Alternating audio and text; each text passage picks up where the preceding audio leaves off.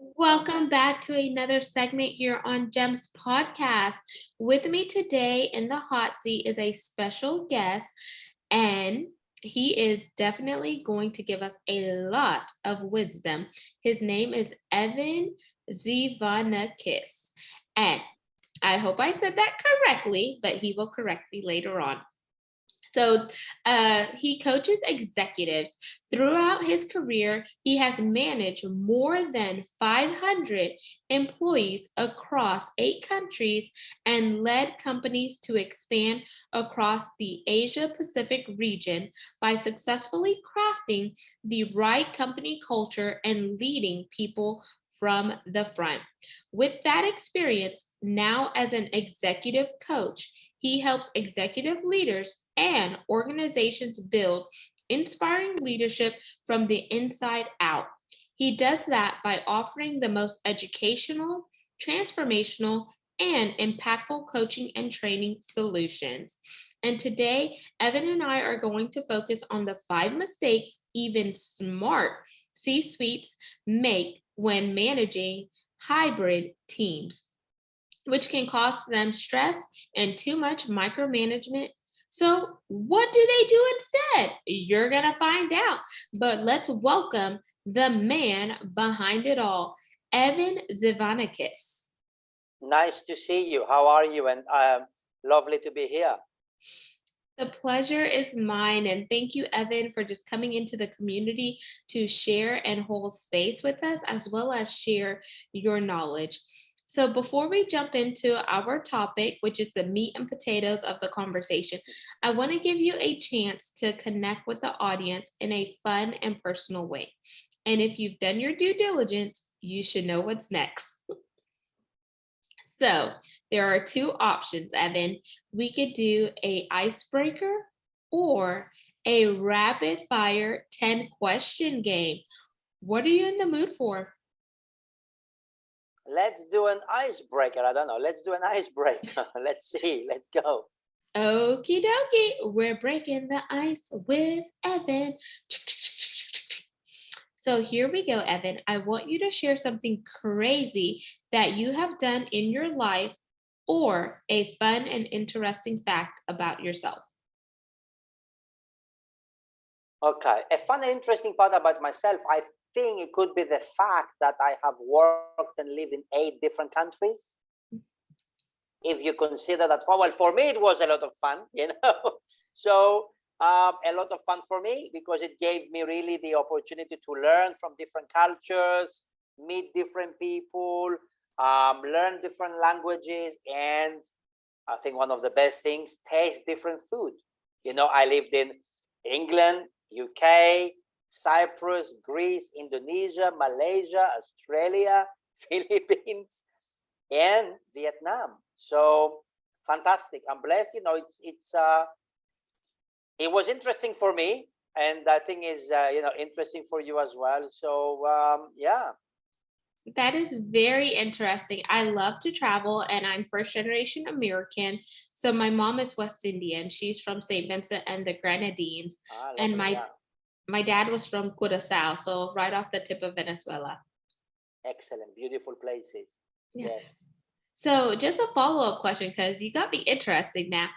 So Evan, what is your background? What's your origin? Okay. Yeah, well, I was born in Greece. When I finished high school, I went to study in Switzerland. I lived in Switzerland for 3 years, 2 years study and 1 year work.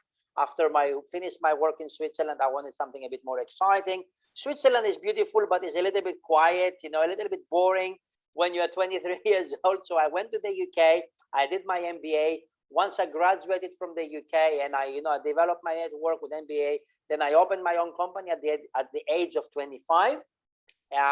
When that was a sales agency, and I had contracts with different companies, energy companies, credit card companies, Visa, MasterCard, AXA Healthcare. I was doing the sales and marketing for them with the team. I had recruited salespeople, and we were running different campaigns for them.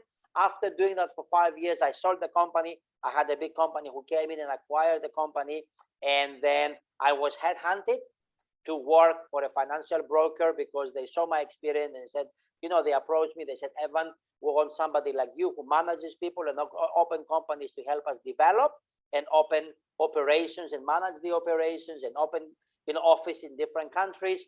So I had initiated the strategic expansion of that broker, and specifically in Southeast Asia, by opening offices in Southeast Asia, all the way, from South Asia, India, to all the way to Australia, Indonesia, Philippines, Singapore, and so on and so forth. And I did this for around 6-7 years. And since 2017, 2018, I decided that, I do have my experience now. I want to give, to the world. I want to teach and coach and train managers and leaders and C-suites how to manage better, because we spend 8, 9, 10 hours at work, and that thing, it affects our life.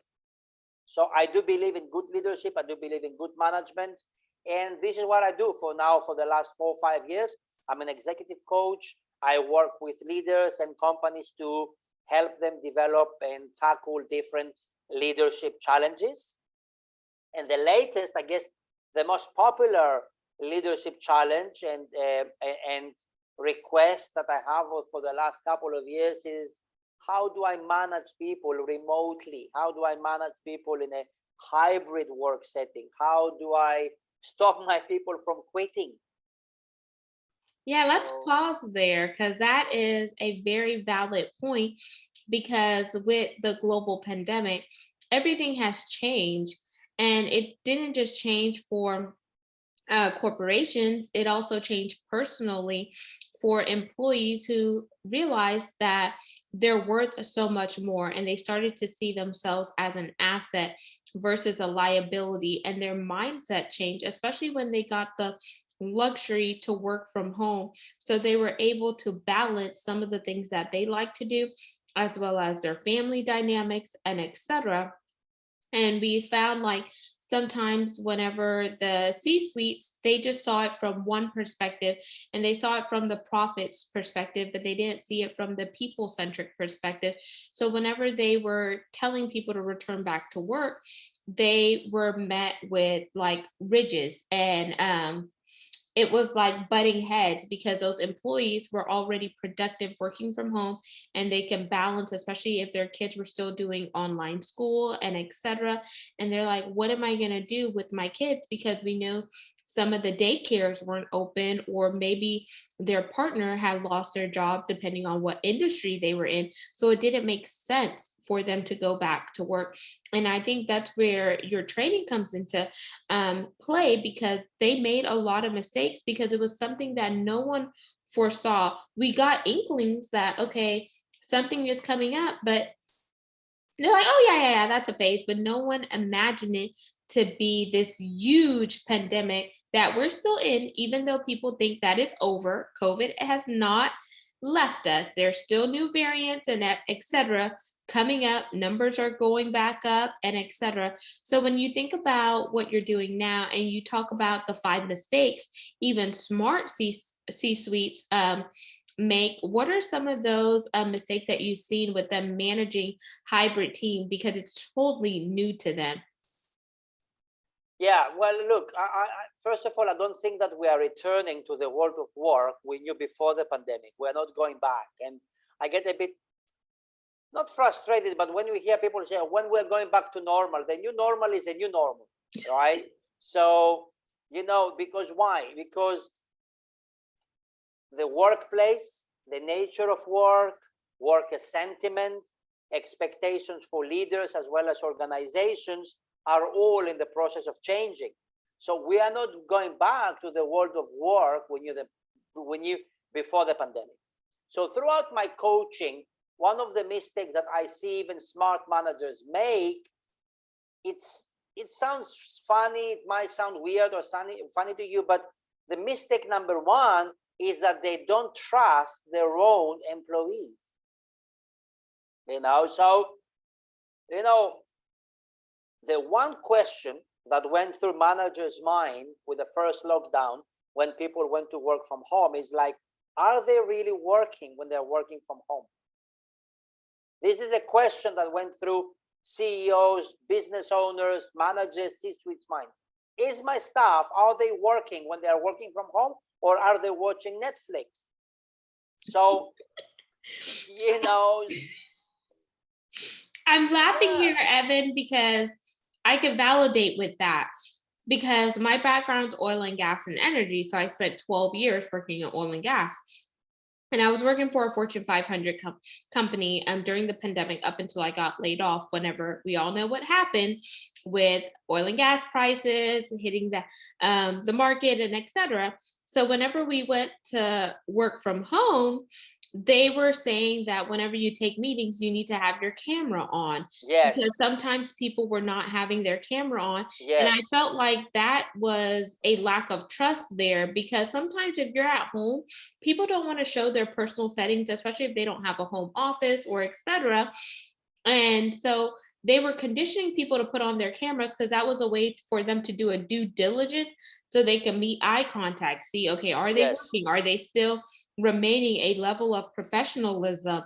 Like, how are they dressed? Are you just lounging around in PJs and your hair is crazy or whatnot? And I feel like some people who were not comfortable being on camera, that really like made them say, why are they telling me to put my camera on? Is it Yeah. because they don't trust me? Or there would be certain things where I don't know if you've seen this in like some of the organizations that you worked with. There's a way where they could track how long you've been on the computer. Like, for example, we use Zoom and it I tells can tell you about that. I can tell you about, please finish your sentence and I'll tell you what I believe, because it looks like you read my notes, but you haven't. So I'll tell you what I think about that. Yeah. So you could track like how long someone has been on the computer. And then if you're away, it'll say away for 15 minutes, away for this. And some people, they found like a workaround where you just kind of move the mouse or something.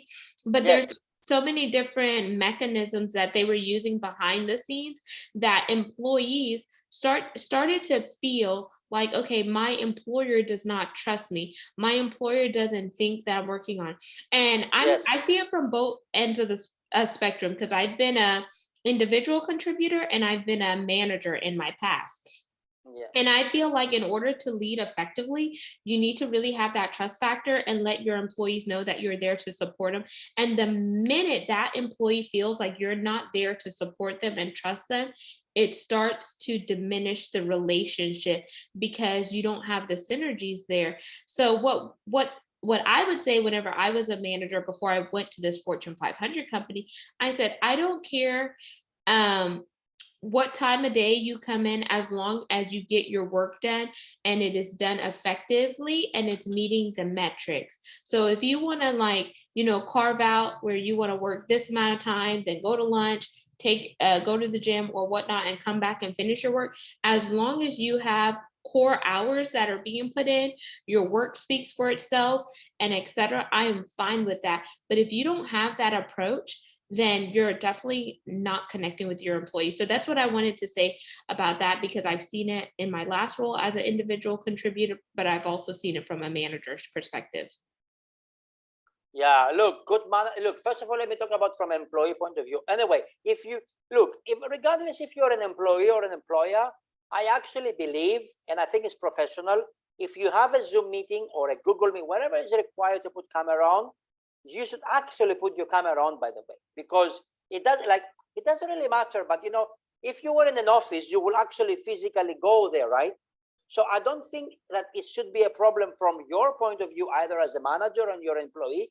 If you have a meeting and you work from home, turn your camera on. I actually think it is professional to do so. And it doesn't matter if you work from your bedroom, if you work from the kitchen, if you work from the living room. You can nowadays change the background in almost any app. You just put something like really corporate, but I recommend to turn your camera on. I think it's professional. Now, number two, from a managerial point of view, I do believe that good managers trust employees to get the job done regardless of where they are. So, but it's not so easy, because number one, if you hired good people and then build good management structures to give them direction for what needs to be done and accomplished, then you need to trust that they will live up to those standards. Because if you are an employee, if you're a hybrid worker or remote or even in the office, if you feel that your manager doesn't trust you, this can put a strain on the working relationships. So, before the pandemic, trust, Genesis, was a big issue when it came to flexible working acceptance. So despite the evidence of the last 18 months to 2 years, it appears that many managers still do not trust that people will work without supervision. That's why you need to look at what kind of people do you hire? Do you have the right structures in place to train them, to support them? Do you have the right performance appraisals? Do you have the right targets and the right remuneration so they can be self-motivated to get the job done? Because if you're an employee, you always think, okay, you're asking me to do this. Yes, I have my salary, but what else is it in for me? Do I have a bonus? Do I have a career progression? So that's the mistake number one that I see managers do. They don't trust. It's funny. How can you? It's like you don't trust your own relationship. It's like you don't trust your own husband. You don't trust your own wife. Then why are you married? Why are you in a relationship? You might as well, for your own peace of mind, just be single.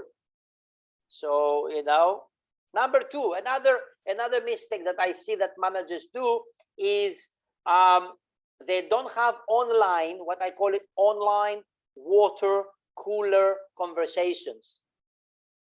What is a water cooler conversation? When you're in an office or in a work environment, sometimes you stop by the water cooler to have a chit chat with your colleague, you grab a coffee or some water, right? It's a casual conversation at the water cooler, when passing in the hallway, right? It's very typical for office workers, but in a hybrid work setting, employees, I think you should also schedule as a manager or an online meeting to see each other face to face. Okay.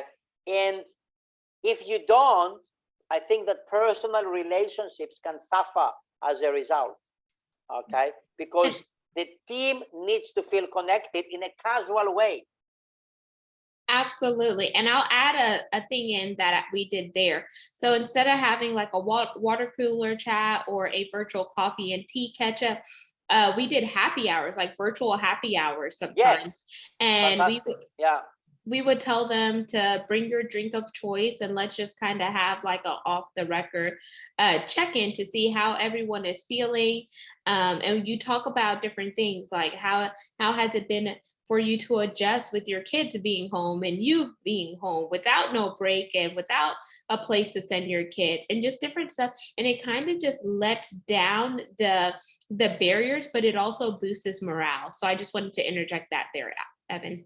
Yeah, exactly. And if you are a manager and you are watching this, or a C-suite, what you should do, I think, my suggestion was what the manager should do during this online casual chats is just really listen, and connect. You can connect casually in kind of commonalities. For example, if one of your employees maybe bikes to work and you are a fitness junkie or you like fitness, maybe you can strike up a conversation. Or maybe if you are friends, if let's say I'm your manager and I'm connected with you on Instagram or your Facebook, if we are kind of connected on social media, and maybe I can see that last week it was your daughter's birthday. So I can just say, hey, happy birthday for your daughter. Let's give Genesis a round of applause. Let me send you something, you should really listen and kind of, be you, be human to human, not all your Zoom calls should be about work-related matters. And the online cooler conversations, you don't have to do it every day, maybe bi-weekly, every Friday or something. Absolutely. And another thing that you could do with Zoom or Google Meets, depending on what platform you're using at work, there is a component where you could play a virtual game. Like I've seen other teams do Family Feud and different stuff, and you divide up into teams and you bring that camaraderie there.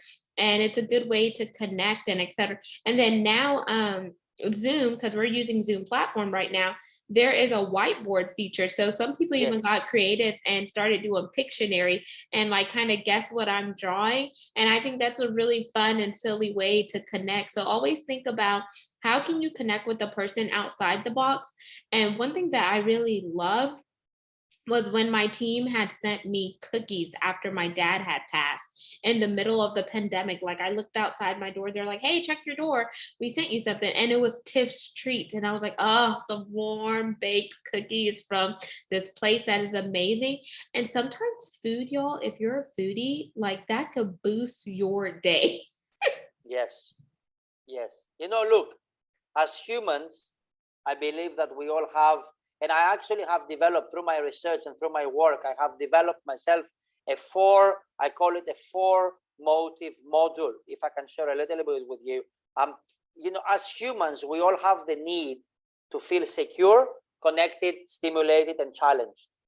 And in a work context environment, if those needs are met, if we feel secure, if we feel safe, if we feel connected, stimulated, and challenged, we are more engaged, therefore more productive. So security, a feeling of well-being. So for example, am I safe?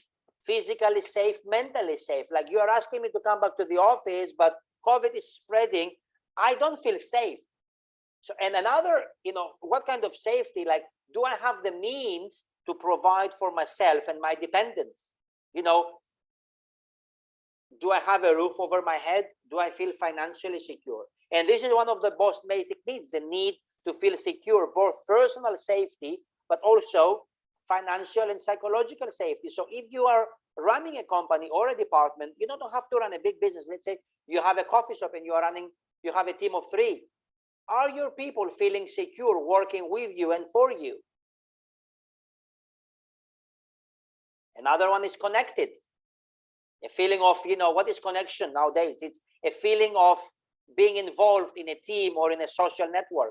And I don't mean online social network. I mean, am I feeling connected to my work, like to my colleagues? And even the people that like to work completely alone, even those people, they like to have a feeling of worth within their work or within their social community. Because people, I think that we need to feel connected to other people, to friends, to family. So are your people feeling connected, or are they feeling or isolated? The other component, the other 4 motive, the third one is stimulated. And I'm talking about senses, sensory stimulation. And if I was to ask you, Genesis, you're on a train, you're in a nice train, and if I was to put you in a train and I ask you, do you want a seat with a window view or without? Which one will you choose? Window view, because I want to see the scenery. 8 out of 10, 9 out of 10, they will exactly choose a window view seat. We like to listen to music. We like to taste new and enticing flavors. So without us understanding that, human psychologists, we need our brains to be stimulated to see value in our work. So are your people seeing value in what they do? How do you build those people? How do you praise them? How do you train them? And the last one is feeling challenged. We all seek some degree of challenge, and without challenge, we will stagnate, we will feel bored. So, but this is a, sweet spot here, balance. In the workplace, when you talk about work, the degree of challenge may be impacted by our perceived payoff. For example, you're asking me to do this, you're asking me to accomplish this, you're asking me to increase sales by 25%. What am I going to get? What is my payoff? Because if you're asking me to reach for the moon, but then you're just giving me, I don't know, something small as a return, I'm not challenged, I'm not excited, I'm not motivated. That's why you see the Great Resignation, because a lot of people said, screw that shit, I'm out of here. Which, by the way, it is not the Great Resignation. It is the great reevaluation of our values, which leads to a great resignation. So as humans, we are at our most fulfilled stage when we are learning and growing and being challenged and meeting the challenge, giving us intense satisfaction. This is why I like what is happening, because it's pushing all those managers to retrain themselves. Absolutely. And I liked how you said this is the great reevaluation where personally people are taking ownership and reevaluating their morals, their values, and what's important to them so they could see themselves as an asset versus a liability. Because the same way you take time to build up someone else's empire and legacy, you could do that for yourself and perhaps start your own business where you don't have to worry about office politics and the nonsense and the BS and etc. And you have the luxury to really determine your own level of wealth because you don't have to worry about your wealth being capped off with glass ceilings and etc. So thank you for bringing up that point, Evan. And then I want you to jump back into, because I think there's two more mistakes that you were going to talk about before we jump into the call to action. Yes, look, another mistake that I see is the micromanaging. Micromanaging online. That's even worse. If you try to micromanage online and you talk about all those stupid apps that some employers ask you to install at your work laptop when you're working from home to monitor which websites you browse. I mean, look, from my experience as an executive coach as well as a practitioner when I was a C-suite, I'll tell you something. Top performers, top employees rarely stay with the boss who micromanages them. So, if you micromanage, it's even worse. If you try to micromanage remotely, as you said, the toxic, this will create a toxic environment that will make people feel as if the manager don't believe that their work is done unless they are closely supervised. So are you micromanaging your people? Because I personally, I have watched and coached entrepreneurs and CEOs suck the life out of their most talented employees because they were constantly micromanaged. So what do you do instead? Okay, a better approach is this. Hire good people, train them, set clear objectives, goals, and deadlines for employees, and then step back, create the space for them to accomplish them. So you need to become like a hippopotamus manager. Can you picture a hippopotamus that is sitting in between the water? Half his face is in the water, half his face is out of the water, really calm. He doesn't move. This is how you need to be. He moves, he observes, he watches everything, and he moves only when he needs to. Wow. But a lot of managers, they are not hippopotamus, they are like headless chickens running around trying to micromanage people. And then they wonder why they resign. And then you like that, huh? And the last another mistake, you see, it's they don't have clear policies. If you are looking for people to work remotely or hybrid, you need SOPs, because if you don't have clear policies and standard operating procedures, this will create confusion, and disengagements. Leaders need to make sure that policies are in place and well documented and ready, available to employees, because if you want to build strong hybrid teams, you need to create proper, clear policies about how company works and what's expected in certain situations. What should you do? Because if you don't, employees don't know what to do, which can lead to confusion that can negatively impact the entire organization. So if you have remote employees, if you have remote workers, put clear policies, outlines where, how, and when employees should work in a remote and in-person schedule. Absolutely. And the one thing that I wanted to say about standard operating procedures, so those SOPs as well as BCPs, business continuity plan, yes. Whenever things change and you find a way that works effectively and efficiently, your manager should be open to a 360 feedback, because they're not the one that's performing the work, you are. And if there's a way where you could do it faster and get things done, where you could take that time and free it up and allocate it to something else, they should be open to that, because it's all about, give and take. And it's about how can we work smarter, not harder, while still maintaining those profits and meeting our KPIs, our key performance indicators. That's one thing that you need to factor in. And I feel like sometimes managers cut down the conversation because they think there's one way of doing it, but there are multiple ways that you could get the same end results, and we need to be open to that. Yeah, yeah. Well said. I mean, it's the face of leadership is changing. Genesis is changing, and if you were to, there are many definitions of leadership. If as the thousands of books written on the book, because of the thousands of books that they written on the topic, and if I was to ask you what is leadership, if I ask 10 people what is leadership, they will all give me a different answer. Leadership is coaching, different things: coaching, guiding, cheerleading, counseling, correcting, protecting, explaining, setting direction, sharing vision, resolving conflict, giving feedback. It's so many things. It's situational. But if you were to ask me, if I was to give you a quick, definition of leadership, I would say that is the ability to bring like-minded people together to get remarkable things done. Mm-hmm. And I say ability because I do believe that leadership can be learned. It's like a muscle. Every now and then you need to train your leadership skills.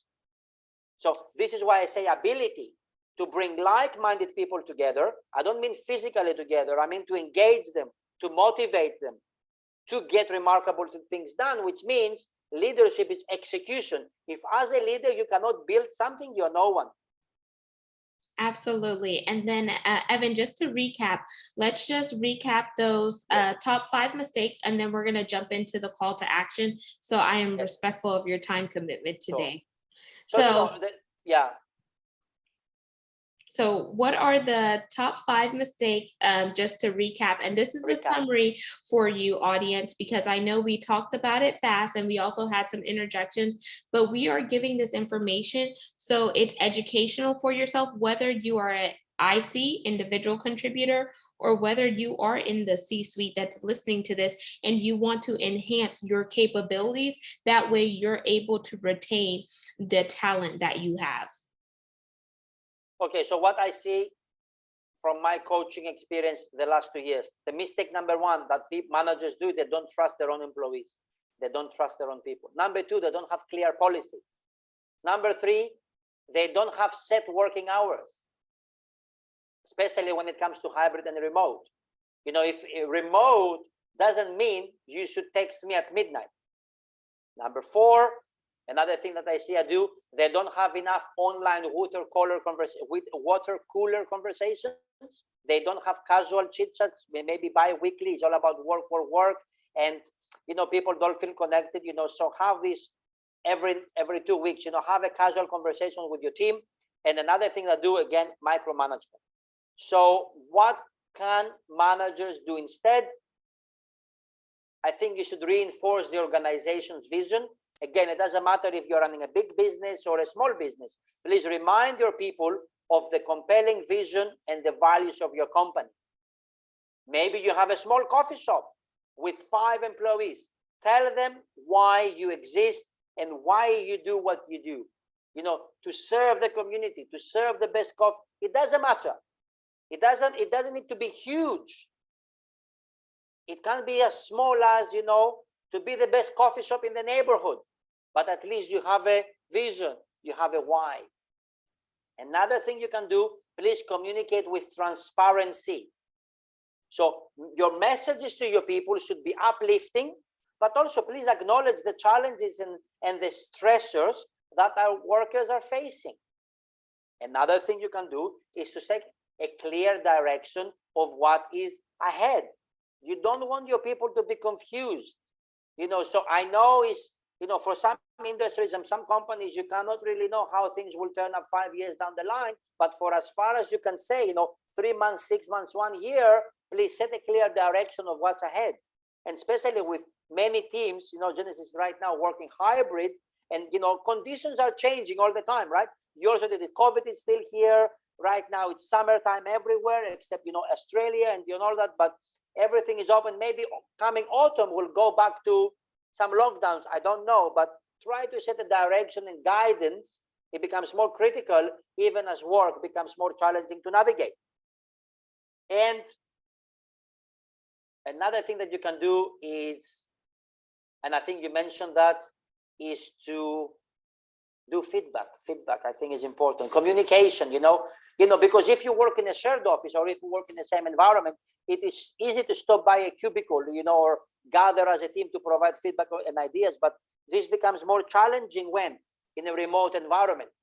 So try to give feedback and look feedback and empower individuals and teams. And one of the things I do with my companies, with my teams, I do less big meetings and I do more one-on-ones. Something I didn't do before the pandemic. Before the pandemic, it was all, I'm used to hybrid because I manage different teams in different regions for 5, 6, 7 years now. So this is not new to me. But before the pandemic, I used to do meetings where everybody is involved. But now I do more one-on-ones. How are you? How is your life? What challenges are you facing? How is your dog? How is your wife? How is your family? How can I support you? So really wear different hats, and you need to be adaptable.